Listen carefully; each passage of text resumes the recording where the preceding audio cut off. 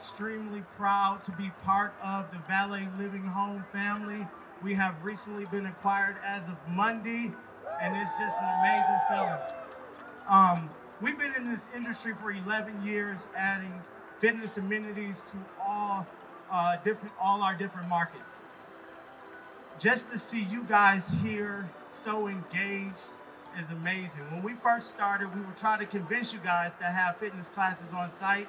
You guys would kick us out and say, no, our fitness center is too small, or we don't have enough equipment. But now to see everybody here so engaged, and to see how Valet Living Home is committed to setting a new standard in the multifamily industry is amazing. So without further ado, let me introduce our COO, Mike Jacobs, and Jillian Michaels.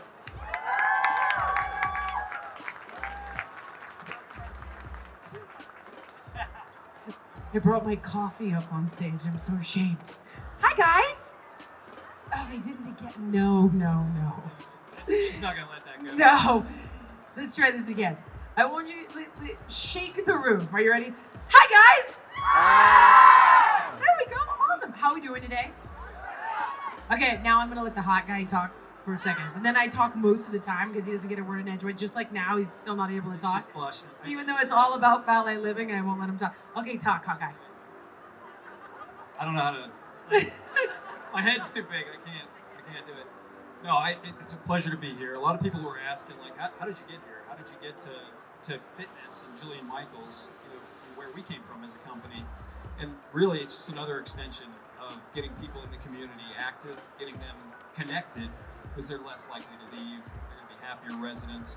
That's kind of our extension. I'll talk about it a little bit more, but I don't want to be in the way of getting her up here. That's who you came to see. So we're going to do about 10 minutes where I ask her some questions, and then we'll do a Q&A to the audience, and then please line up over this way. She's been amazing. I just have to thank you. I have been amazing. I have been.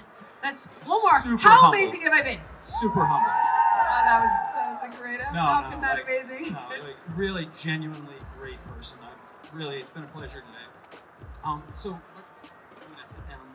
Did you see how I split the difference this time? Yeah. We did this like a few hours It's a ago, and little he stood awkward. up the whole time. I didn't know if we were standing, we were sitting. So this time and then I was like, okay, I got the cue. Here we go. Awesome. All right, I'm ready. All right. So we collected a bunch of questions really around multifamily. So I'm going to start with kind of how we started off last time, which is property management. Really difficult. Tons of people constantly hitting them every day. High stress position. A lot of times the last thing you want to do when you get home from a really, really tough day is, embark on a workout. Maybe they're not physically tired, but just that mental tired. So Yeah. for property managers that have so many things going on, so many opportunities for stress, how do you recommend, they stay fit? How do they do that? So we touched a little bit in our last session about not feeling like it has to be perfect, right? Like you need to grind like crazy and you got to put in 45 minutes and you just don't have it and it feels punishing and the day has been punishing. That never works. It doesn't work for me, and I highly doubt it's going to work for you. I would say two things. Number one is remind yourself, right? Like, why are you thinking you should work out, right? If you have that why, you can tolerate the how. Because the truth of the matter is, anything worth having, whether it's physical health, a healthy relationship, a healthy career, requires work and it requires some sacrifice.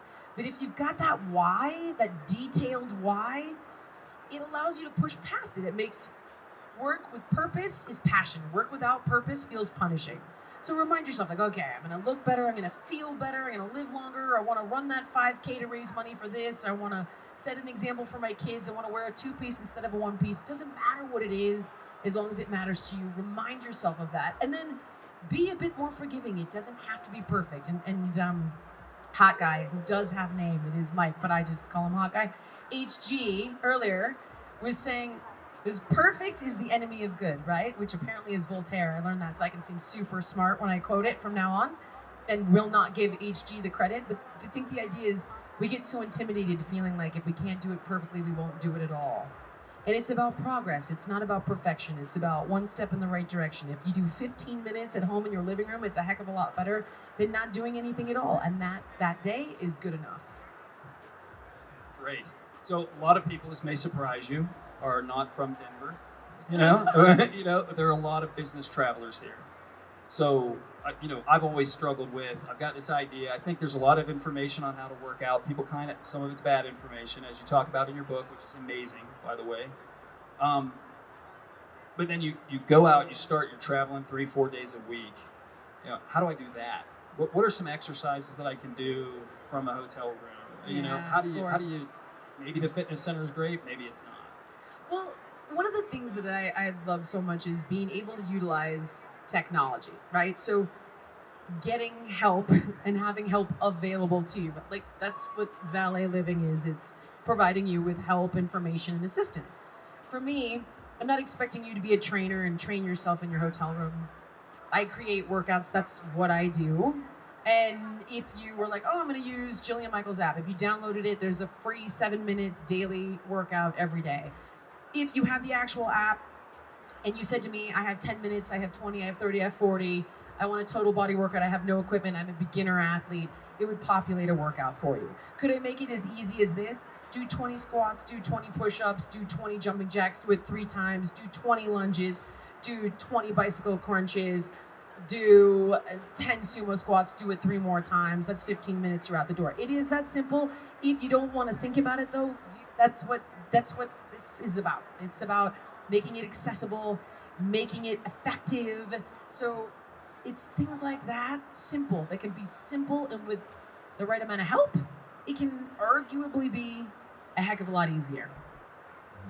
So speaking of that help, just in your book, it talks about like the positive interaction of like love, and there's a lot of biochemistry in the book, and there's some really amazing effects that happen when you have that social engagement and things. Obviously, one of the things Valet Living does now is provide classes in that group setting. What is doing it in a group with an instructor? I mean, what's the benefit of the group exercise? Sure. We've all like seen those fitness tips, right? Like, get a buddy, join a running group. #FitFam. Like, there's a reason this stuff works. We're human. We're social creatures. So a lot of times fitness, it is work, and when we do it alone, it feels like more work. But when you have friends with you, or you're in a social environment, there's a reason people go to that spin class over and over and over. Or they go to their CrossFit class. Like, they like the people, they like the camaraderie. And ultimately, I think we're all a little bit lonely in our kind of society, right? It's all about being this like rugged individualist, and anywhere where you can find that sense of connection can really help make us all a little bit happier and healthier in every way, emotionally and physically. And that's where stuff like group classes and community and utilizing things like fitness to build your community, I personally think go a long way. Yeah, it's great. We actually had a question last time from somebody in the audience who, I don't know, Ty, if you paid her or whatever, but she was talking about, we want to invest in all this equipment, and equipment's great, but, talk to us about, have you ever run into a community where you couldn't get that social engagement, maybe even if they didn't have the best fitness center? Oh, wait. I'm audio. We gotta turn on his audio. No. Hey, Ty. She runs the show. You're There you on. go. You're on. I'm keeping my microphone. So, yes, Mike, so many times in different fitness centers, one of the questions always come up is, do we have a big enough space? Do we have enough equipment? Different things like that. And I always tell them that, we can activate any space, whether it's a swimming pool, we can do yoga by the pool, whether it's a little yard, we can do yoga out there, Zumba. There's so many different ways we can impact the residents. And the main key, like you were saying, Jillian, is just the social impact. When a resident is working out with another resident, they're gonna Instagram it, they're gonna Facebook it. It's almost like they're fitness roommates. So the next class, they're gonna text each other like, are you gonna come to the class today? All those type of things, and that's what the residents really enjoy and remember. That's great. So one of the questions we didn't get to last time was just, a lot of people get started working out. Maybe they hit a plateau. Maybe they just get a cold. You take a couple weeks off, or they become a few more weeks. When you feel that motivation drop, You know, how do you kind of re-energize and start over? You know, oh God, I know that I personally even know that feeling. But why are you tapping this guy? Did he quit working out? Have you stopped exercising? He's never worked out. Oh boy, well, we're gonna change all that today. Yeah, quite honestly, sometimes, and this is why I think Nike has been so successful. It's like just do it. Like I and then find your purpose and your higher calling. And I already gave you that whole spiel. At the end of the day, it's like just do it. Like you just gotta go and do it. And on the days I do not want to, I'm like, all right, you know what I'm gonna do? I'm gonna do this for 15 minutes. And if I would still rather stick needles in my eyes than exercise, I'll stop. I'll allow myself to stop. And I find that after 15 minutes, I'm like, all right, just get to 20. And then at 20, I'm like, okay, 5 more, and then I'll cool down. And it's like, if you're a little more forgiving, if you put a little less pressure, take some of that off of your shoulders and make it like, all right, permission to quit if I want to quit today. Let me just show up and do a few minutes. And if it is accessible, if it's in your home, it makes it a heck of a lot easier than being like, I gotta rally, I gotta drive all the way to the gym, and then a lot of excuses. Yeah, take some of those excuses out. Give yourself permission to not give it 120% that day, and just do it. And then once you do and you're in it, it's physics, right? It's like a body in motion stays in motion. You get that momentum going again. So shameless plug. One of the things we also do is we help with delivering groceries in the home, that last step that's so hard in multifamily. And we help deliver packages in unit. So when we think about that, we think about pantry items, we think about things in the fridge. So when you're gonna screw up, it's gonna be that, like, end of the day, I reach for the wrong thing. We talked about it last time. In your book, you talk about how when you're stressed, that's the time you tend to reach for those, like, really processed sugar. You called it crap. I would never call it crap. You know why, Mike? Because I'm all filled up on lawsuits right now. I would never attack any other food brand. Crap-ish stuff. How do you get the right things in that pantry so that you can so you're just not constantly under temptation? Well, first of all, you're talking about practicing control over your environment, which is a big behavioral cognitive therapy technique. It just means changing your behavior so that you're removing temptation, which is really smart. So look, you can do a lot of things, right? We can get our grocery lists on like auto deliver and Instagram. Once again, it comes back to utilizing technology. I used to give tips about grocery stores, like stay on the outer aisle and don't walk down. It doesn't exist anymore. So you can literally go online and set your grocery list, tweak it a little bit here and there. Or like I used to not do those food deliveries because it's like, oh, we deliver it to your door. But by the time I got home, it was like, had been sitting out for a while.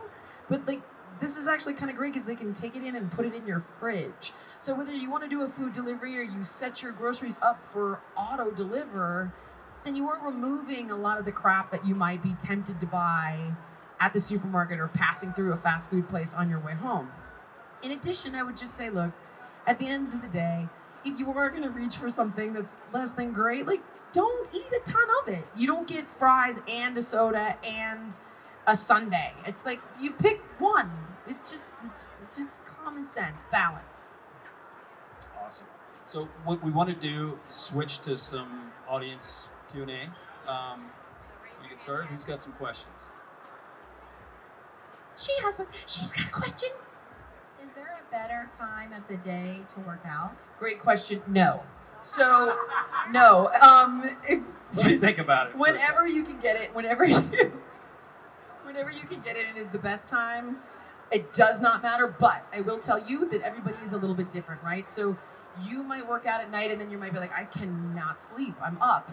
Right? Whereas other people are like, oh my God, it helps me, it releases the endorphins, I sleep better. So pay attention to your body. And the only thing that we've seen that's even slightly significant of best time of day would be same time of day. And arguably, this study in particular said, like, if you work out every day at the same time, your body is preparing to work out at 10 o'clock every day. So really, you're releasing more human growth hormone and more endorphins. Personally, I'm gonna tell you, like, just work out when you can fit it in. But that's the science of it if you're looking for any science with any merit of there's a right or wrong time. Great question. This is gonna be super awkward if we sit here and say, Yeah. I cannot dance or sing. I can make Mike dance and sing if we don't have quit. No quit. Okay, you're gonna have to. They don't want to see that. No, I want to see it. No, they don't want to see For that. sure. How many times a week? How many times a week do you recommend? Another good question. Think of it as hours. I like to think of it as hours. So, and match your hours with your intensity because they have an inverse relationship. So, you can train for longer periods of time if your intensity is more moderate. But if your intensity is higher, it's shorter periods of time. So I like to tell people, like, absolutely, under no circumstance, more than 6 hours of intensity training a week. No way. Even that, I think, is arguably too much, unless you're a professional athlete being trained by professional coaches with registered dietitians, helping you with nutrition. It's just too much stress on the body. Exercise is stress. This is great news because our body then adapts to that stress to become fitter, stronger, bones become more dense, and so on. Too much stress, what makes your bones more dense becomes a stress fracture in your bone. So arguably, no more than that. Minimum, I like to say 4 20-minute sessions, like, of HIIT intervals a week minimum. The max would be 6. But if you like hiking or biking, or you're into these kind of lower intensity, longer duration, like I go kayaking, then honestly you could do that much longer, 20 hours a week even, and be just fine.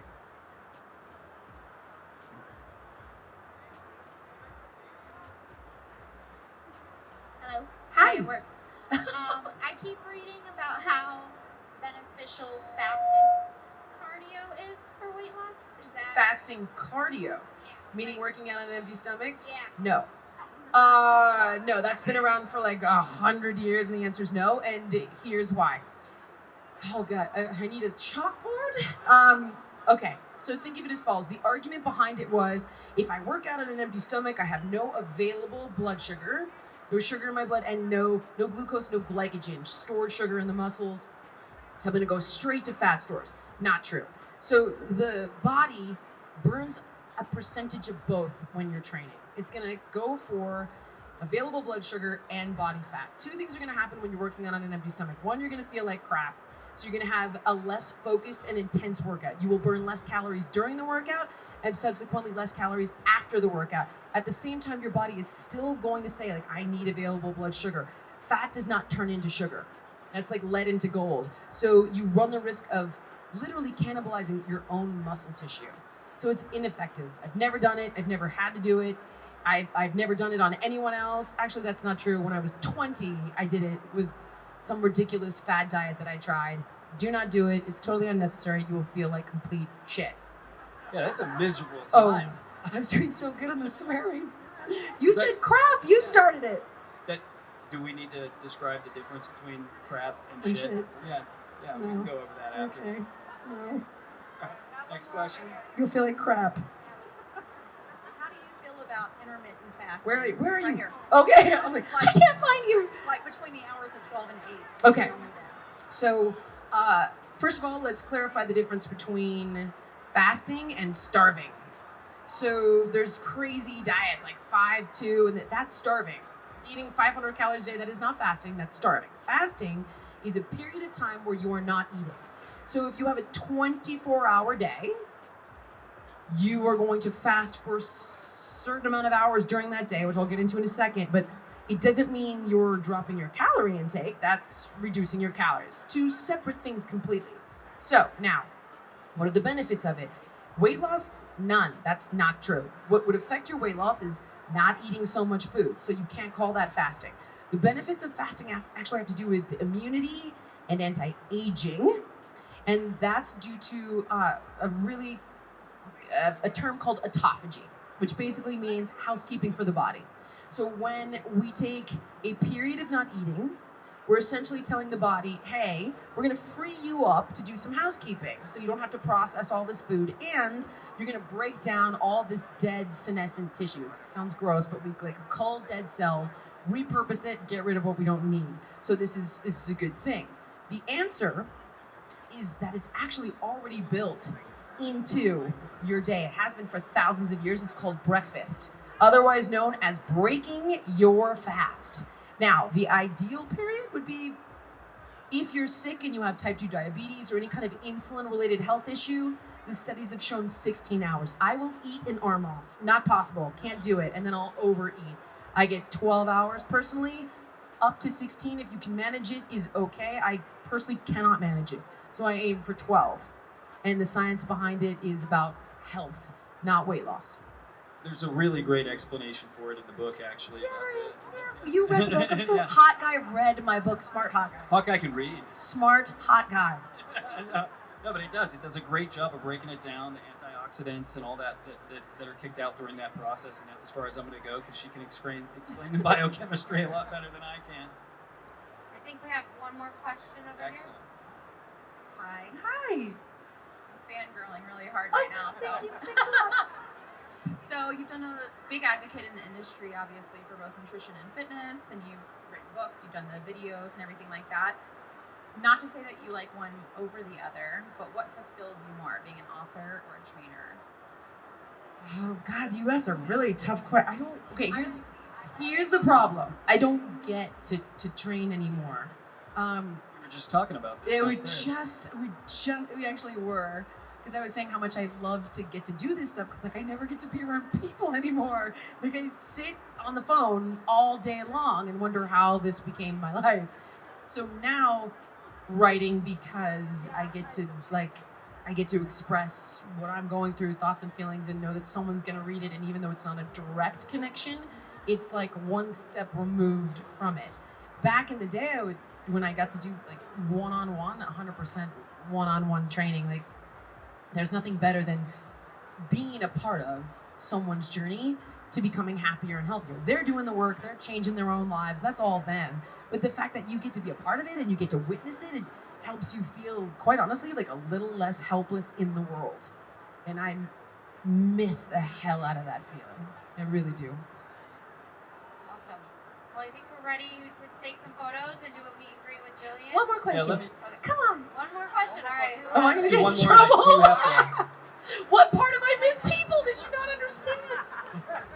One more question. And with that, we want to sweep her away. I need to talk to my people. You get to meet them all. One more question. Okay, one more. Sorry, I'll be quick. So a lot of our communities today, new developments have 3,000 to 5,000 square foot gyms, robust, great, yoga training, etc. But some buildings don't have that space. So if you were an owner of an apartment building that had limited space, what type of equipment are you putting in that fitness center? I gotta tell you, like time and time again, people want cardio equipment, even though it might not be the best thing. They do want it. And I would actually focus on, hope I'm not getting in any trouble, I would put a TV in that room and I would stream workouts on it. Like I've seen gyms, they literally will stream workouts at the gym when they don't have the money for fitness classes. Put a TV in there, some space, some free weights, a couple of pieces of cardio equipment, and that's I highly recommend it. I hope that's not a conflict in any way, but okay. Like, oh God. If you do want Okay. fitness classes, Should I have not taken that What last if you question? do want those fitness classes? Talk to Ty. So we can take Ty, and it'll all work out. Yeah.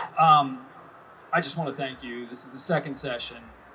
People were asking me in between what's she like, all that kind of stuff. Horrible. You know, and no, I mean, genuinely nice person. Really, really has been giving through this whole process. Really appreciate you being up here with us. It's been a really big deal for us. So we're really glad you're here. Thanks for having me.